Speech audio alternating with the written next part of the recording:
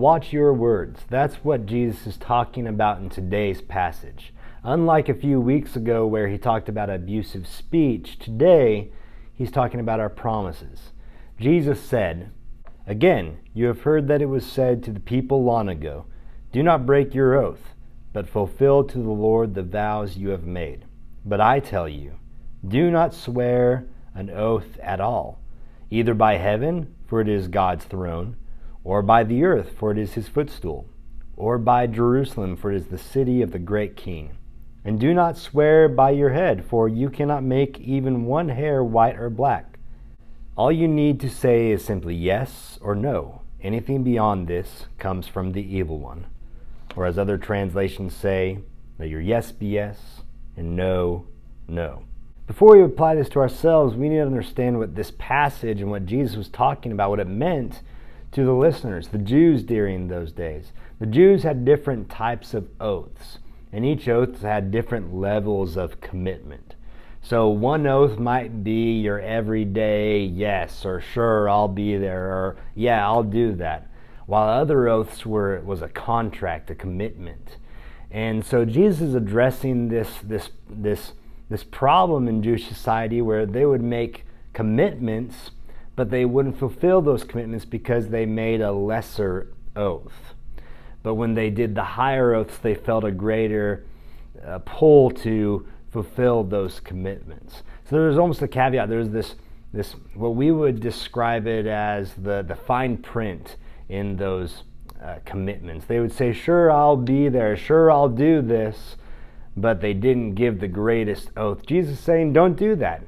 Instead, your yes be yes and your no, no. This is a pretty simple passage, especially when we're talking about what Jesus is saying, you have heard that it was said. Remember, Jesus is addressing different things that Jewish culture would be familiar with, different sayings. You have heard it was said, do this, but I tell you that, do that. Jesus is addressing something in Jewish culture that is very similar to ours. Because you think about it, you think about our lives as Americans, and it's very similar. It starts at a very young age. In fact, you think about these different promises, sure, I'll do this, and then you tell your friend, you pinky promise, and that pinky promise is something that you have to stand by. I think about when I was a kid growing up, and we would address different things, and we talk to our siblings in different ways, and we would maybe tell them a story, and maybe it was unbelievable, and we'd say, did that really happen? And they would say yes, but then you'd say, you promise? And then if you said promise, that meant it was true because you had to be held by that promise, by that commitment. It starts at a very young age, but it keeps on going on. We think about it in our movie culture and in different media. If you swear by something, especially by your life or by a loved one's life, if you swear by their life, then that means you're committed. And even in everyday contracts, like we said, there are those caveats, there's those way outs, there's the fine print that you have to read because you're not sure if someone is actually taking advantage of you in that contract. We have the contracts of marriage. And this fits very well with the previous passage when Jesus was talking about marriage and the commitment in marriage. In our marriages today, we have that time to commit to one another. And we make those vows. I promise to be true to you for all my days, as long as we both shall live. But unfortunately, those vows aren't really held up as very high because we're not a society like the Jews that really respect someone's word. Someone's word can be changed. A commitment can be put on the back burner. Even with our own little children, sometimes we commit, oh yeah, I'm going to play with you, I'm going to do this with you, but then we get busy and things get in the way and we think, oh, they'll understand, but they're kids, they don't understand. See, Jesus is trying to show us, go back to the simplicity of what it means to be a follower of Him. Jesus wants us to live by a certain a lifestyle, His lifestyle, be like Him. He wants us to be people of our word. When we say we're going to be somewhere, We are going to be someone. When we say we're going to do something, we will do that thing. We don't have to make different caveats. We don't have to have fine print.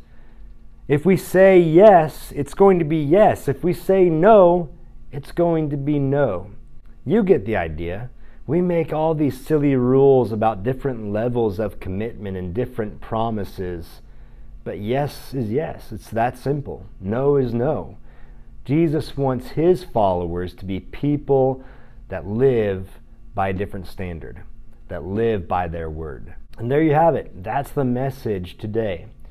Jesus wants us to go the extra mile with relationships, because in all of these phrases, when Jesus says, "You have heard that it was said," and then he goes on to tell us, "But I tell you," all of these have to do with relationships. Relationship building is everything to Jesus in this passage. He wants his followers to be about relationships, and that means that we're going to be true to our word.